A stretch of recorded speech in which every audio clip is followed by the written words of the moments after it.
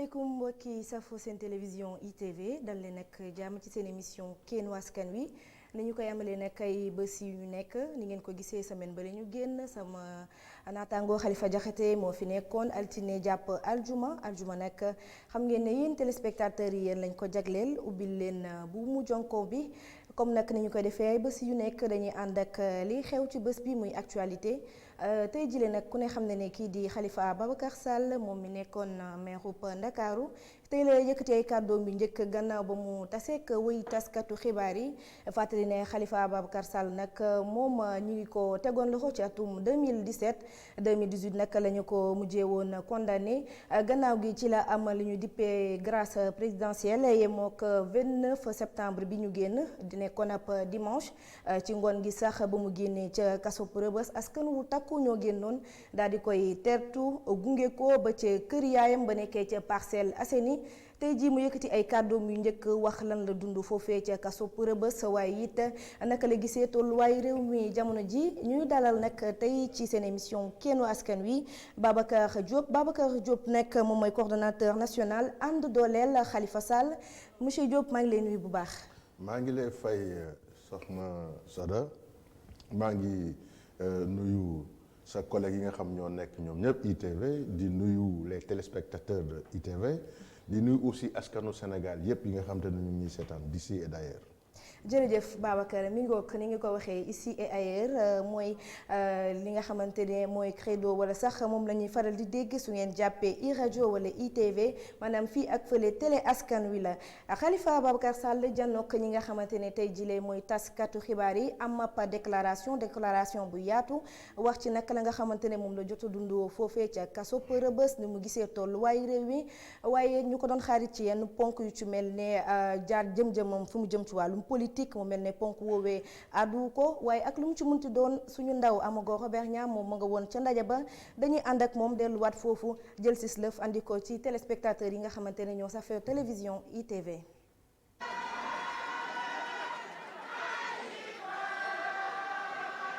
si ndajeem bu njëkk bi ak ay ñoñam mu jafe woon lool ci Khalifa Ababacar Sall mu door lii di discours am.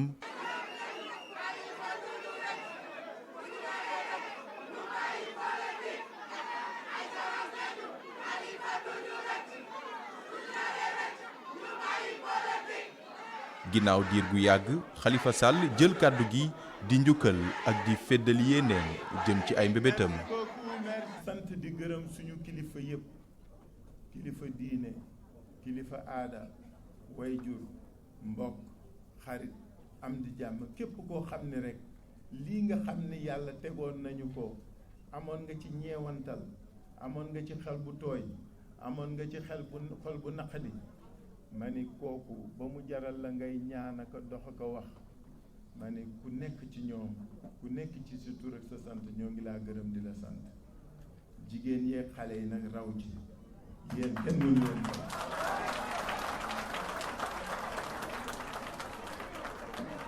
ba tax na nag li am solo mooy li suñu kanam mooy suñu réew li suñu kanam mooy suñu engagement may dalal seen xel la ma dund foofu dafa gën a yokk dafa gën a yàkkali dafa gën a dooleel sama engagement pour liggéey ngir suñu réew. loole nag mu jàpp ni faaw ñu jaare ko ci gën a ñoŋal njàng mi paj mi ak it gën a dëgëral état bu Sénégal ba ku nekk mën ci gis boppam. chaque sénégalaise et chaque sénégalais yaay mënal di matal di mottali di defal sa bopp.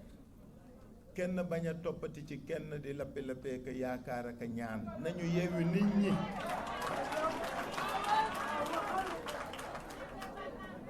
li koy def jàng la système éducatif bi ñu xoolaat ko formation professionnelle bi ñu xoolaat ko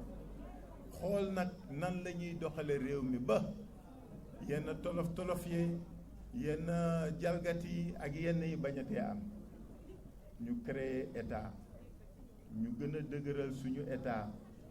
état boo xam ni institution yi ko composé bu ku ci nekk sa rôle di nga ko jouer normalement parce que loolu am solo soo gisee citoyen gëm état c'est parce que leneen lu mu jàpp ni mën na doxal réew mi mooy doomi Sénégal gëm seen bopp ba sax di gën a taxawal ay këru liggéeyukaay fii ci Sénégal te bañ a yaakaar ci ndimbalu bitim réew.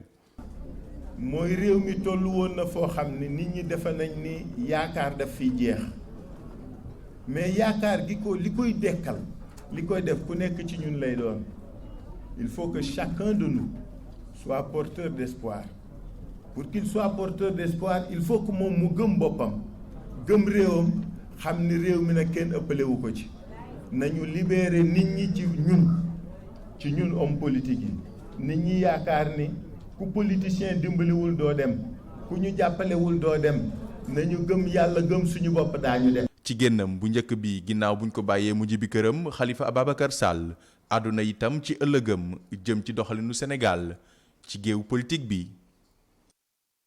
jaajëf mu nekkoon Amago Robert Niang Babacar ñoo ko seetaanandoo gis nga kàddu yi nga xamante ne moom la Khalifa Ababacar Sall nekkoon maire bu Dakar waaye nekkoon fi député yëkkati tey jile noo ko jàngatee. merci soxna Soda je pense que ni mu ko jàngatee noonu la ko sénégalais yi ëpp gisee mooy nit koo xamante ne nattu daf ko dal mu assumer ko. jël yëpp delloowaat ko ci suñu borom jëllale jéggale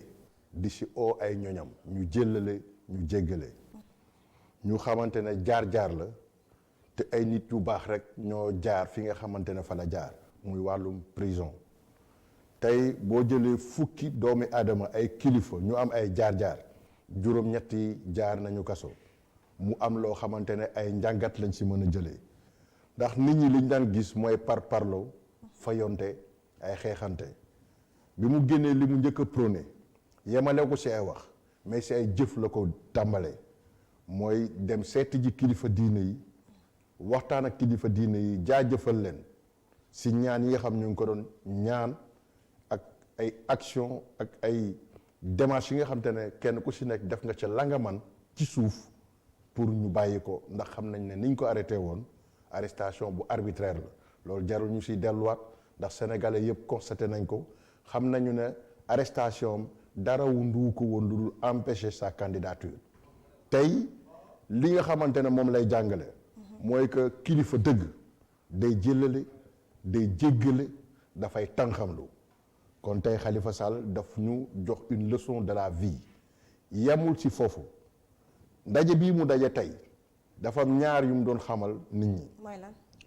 boo weesoo tey ji kilifa diine yooyu noonu dafa doon saafonte ak askan wi saafonte ak ay am di jàmm ak ay militants ndax ñëpp xam nañ ne si biir waxam Khalifa Sall c'est un socialiste mais ñëpp xam nañ ne Khalifa Sall la ko wër tey si ay sympathisants ëpp na fukki yoon li ko wër ci ay militants kon dafa doon baax ñi nga xamante ne ay kilifa diine lañ doon ñaan.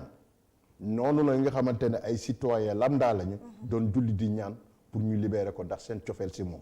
kon baaxoon na mu saafonte ak ñoom dëggal boppam ci opposition bi nga xam moom si la nekk dafa am loo xam daf ko entamé woon mu doon ay tournée ñu arrêté ko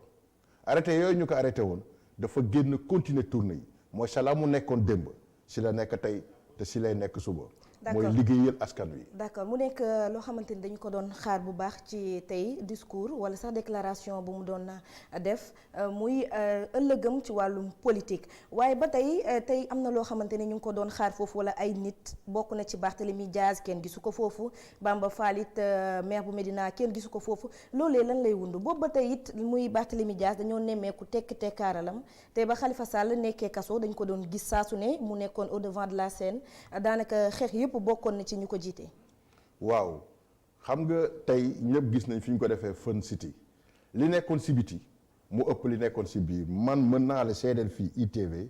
que Barthélémy Dias mu ngi fa woon mais mu ngi woon si biti ndax dafa ñëw fekk salle bi fees moom son grandeur d'esprit ak vraiment sa modestie maye ko woon mu bàyyi nit ñi si biti ne dafay buuxante pour dugg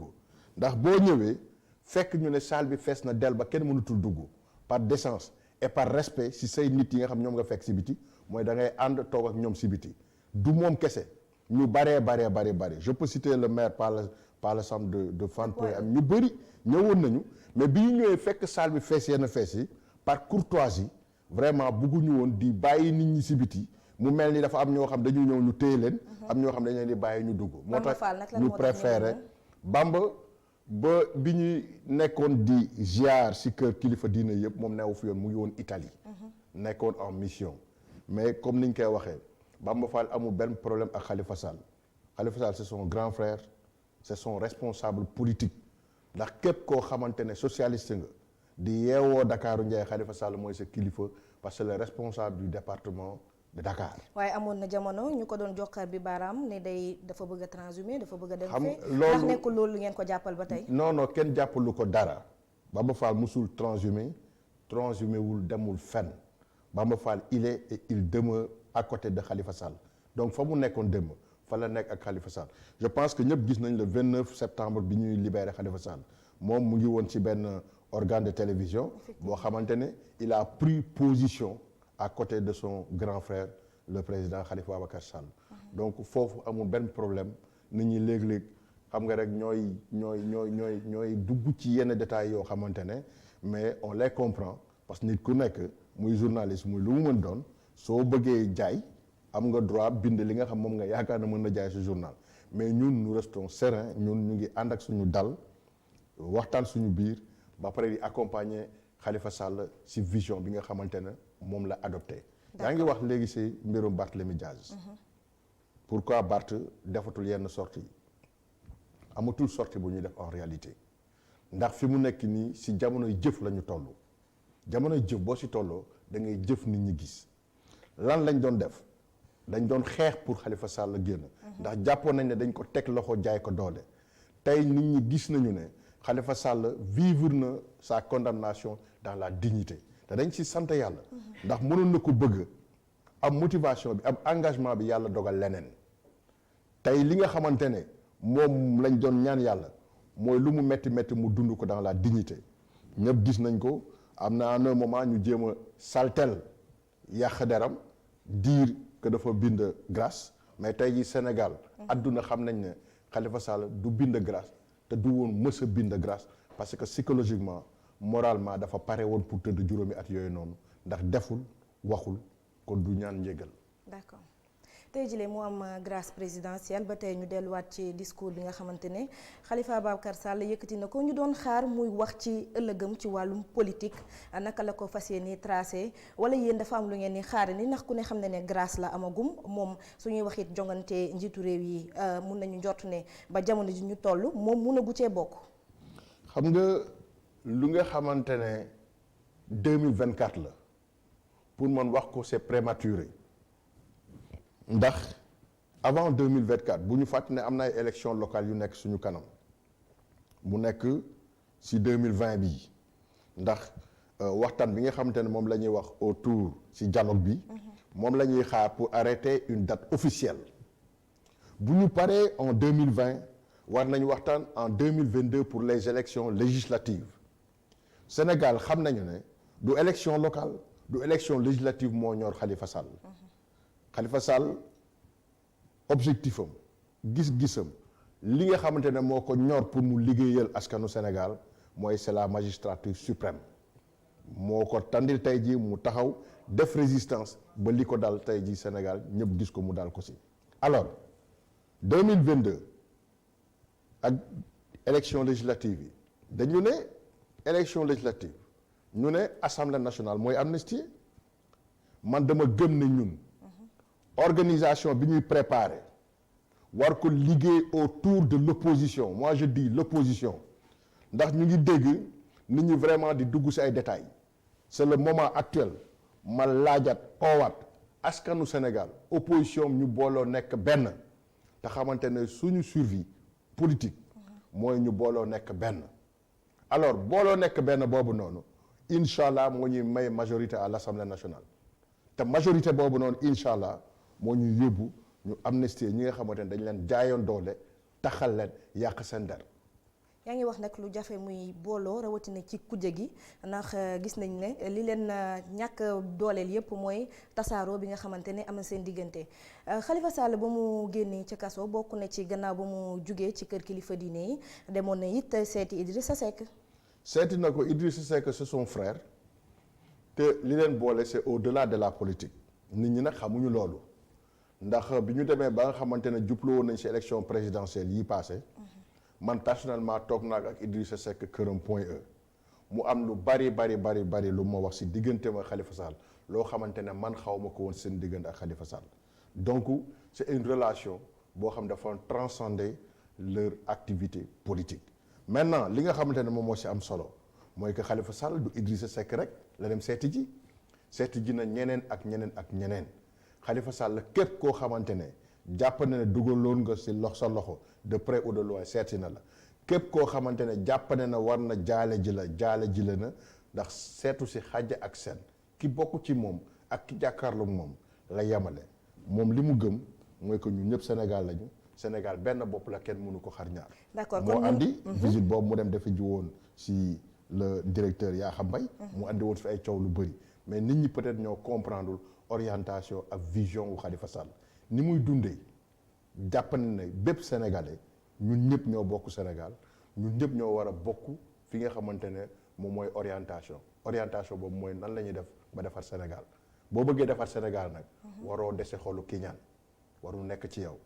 donc je pense que loolu moo animé Khalifa Sall mu dem seeti ji Yakham Mbaye mais ñëpp xam nañ ne Yakham Mbaye lu dul wax ju bon def ko ci Khalifa Sall. d'accord ba tey ci ñu delluwaat ba tey ci discours bi yaa ngi koy wax léegi jéggale googu nekk na benn kàddu goo xamante ne moom Khalifa Ababacar Sall yëkkati na ko fu baax ndax amul dara lu mu làq ci ginnaaw nee na liñ ko jot a def yëpp wala lim jot a dund yëpp moom jéggale na ko mënuñ jàpp ne dafa am lu làqatu ci ginnaaw. xam nga ku xamul Khalifa Sall mooy poser question bi. soo doon xamoo politique la non politique moom mënoo wax rek que ne mënuñu on peut s'attendre en tout en politique. waaw mais xam nga Khalifa dañuy laajte ñi ko xam bi muy def jeunesse socialiste ba ni mu toll nii une fois de plus c'est pas un revanchard Khalifa Sall li muy discours yi muy tenir nii bettul kenn ku ko xam Khalifa du kuy fayonto noonu la ko yàlla bindoo nattu la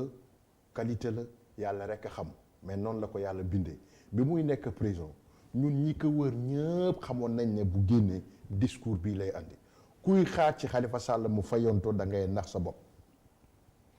Khalifa Sall dafa am benn bés may waxtaan ak moom mu nekkoon lu concerné woon le président Pape Diop mu amoon problème mu pavage ñëpp déggoon nañ ko bi mu ko si waxee dafa ma ne Babacar mu ne ma nit soo gouverner ba dem coono bi nga xamante ne mu ngi fay jëlee li nga ko war a defal mooy jaajëfal ko notre priorité aujourd'hui c'est devant nous tey jii c'est ce même discours bi nga xamante ne moom la waxoon ak man en 2010 2011 bi muy doog a toog mairie Dakar discours boobu laa déggaat tey dafa ne li nga xamante ne moom moo ko soxal mooy li nekk ci kanam li weesu bàyyi na ko te loolu laa gëm ne moo nekk ci moom. d'accord li nekk ci kanam lan la sur le plan politique moo tax ñuy wax lan lañ mun a xaar ne yaa ngi wax ne 2024 moo ko ñor mais avant 2024 aussi Khalifa Ababacar Sall ku bëgg a nekk président doo yem Dakar kese ndax Dakar kese faluñu président. xam nga man mii di wax ak yow. gère un mouvement qui regroupe les 45 départements du Sénégal amul fenn fooy dugg foo xam doo fa fekk ànd dooleel Khalifa Sall amul. existé wul ba Europe le parti social bi nga xamante ne fa la Khalifa Sall nekkoon ba léegi dafa am ay militants waxuma la ni nga xamante ne dañoo am cofeel ci Khalifa Sall te yàlla tax gis nga Khalifa Sall bi ñu koy arrêté 2017 2018 ñëw na fi 2019 tey ñu ngi fi en 2017 bi ñu koy arrêté vous pensez que Macky Sall dina ñëw jël koo xamante ne tekkiwul dara mënul dara Macky Sall forcé ko tëj ko ci anam yoo xamante ne ñëpp xam nañu ne jaay doole la c'est parce que Sénégal bi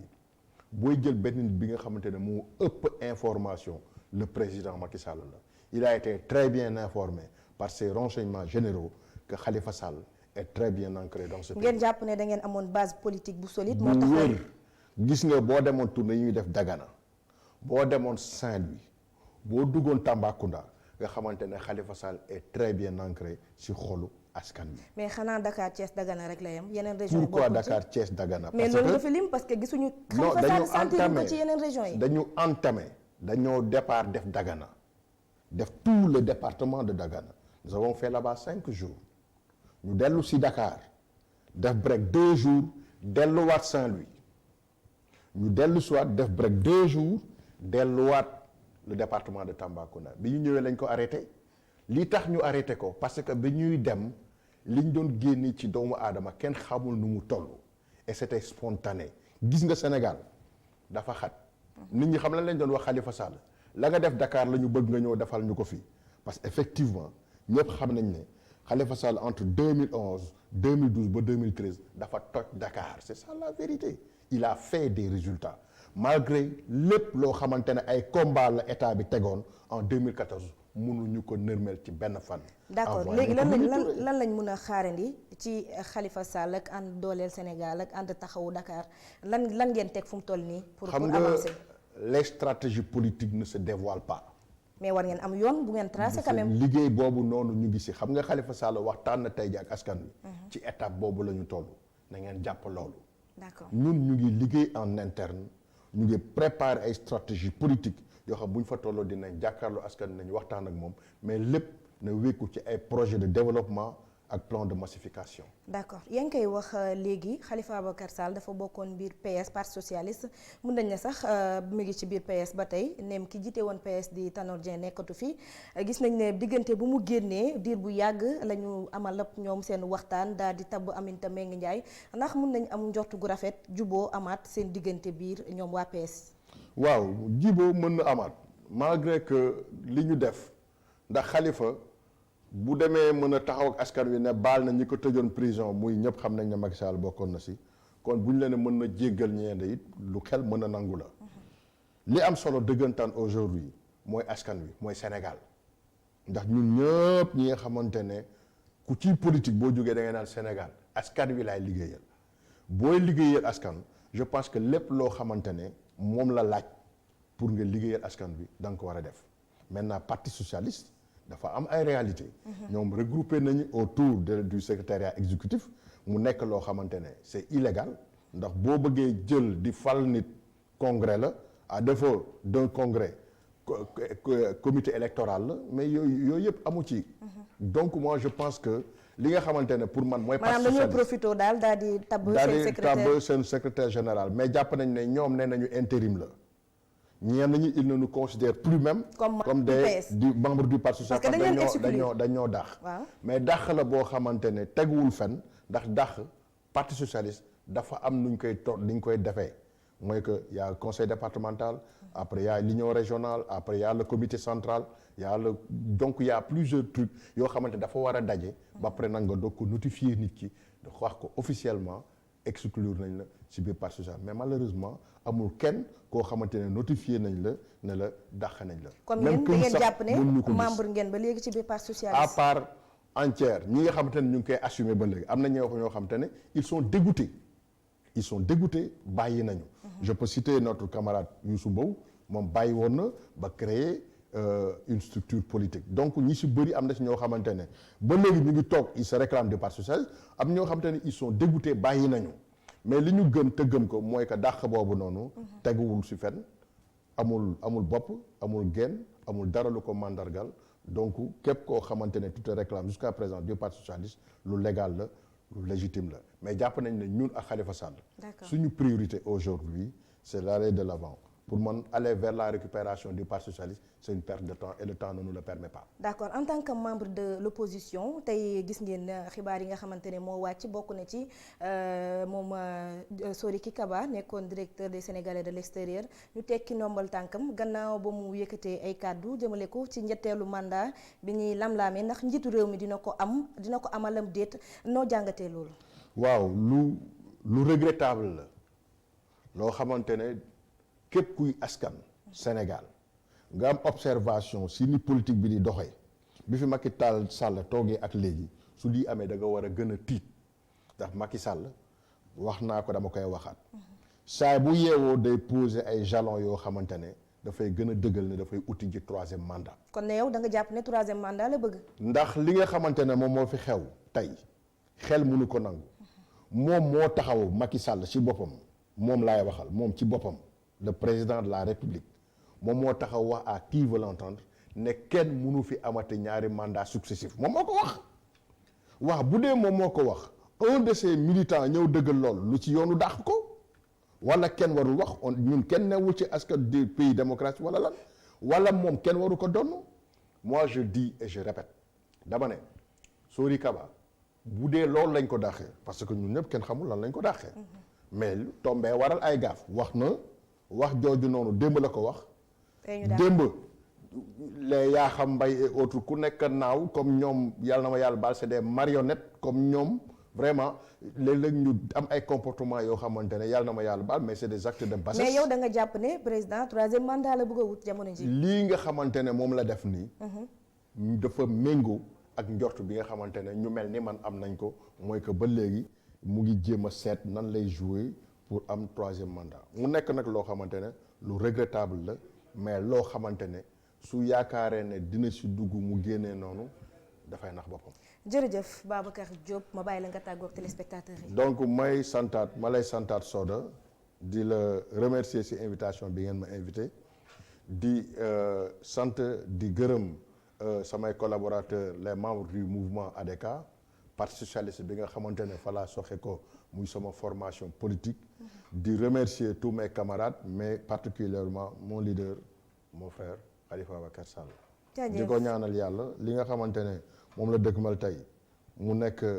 un esprit de dépassement. jëlale di jéggale yàlla na ko ci yàlla saxal ndax loolu mooy àdduna et c'est ça la vie. allahumma amiin jërëjëf mbokk yi mi ngoog tey seen émission Kennu Askan Wi mi ngi doon dalal Babacar Diop nekk coordonnateur national ànd dooleel Khalifa Ababacar Sall Kennu Askan Wi tey fi lay yem ñu leen jox dig daje ba ëllëg jaajëfal bu baax ñëpp ñi nga xamante ne jàppoon nañ ci liggéey bi bu mu mun a yem ba ni ba yegg si fii bañ mun leen ko jotali yéen ñi safoo ITV ñaanal leen fanaanub jàmm te di ko sàkku ci yéen jërë ngeen jëf wasalaam.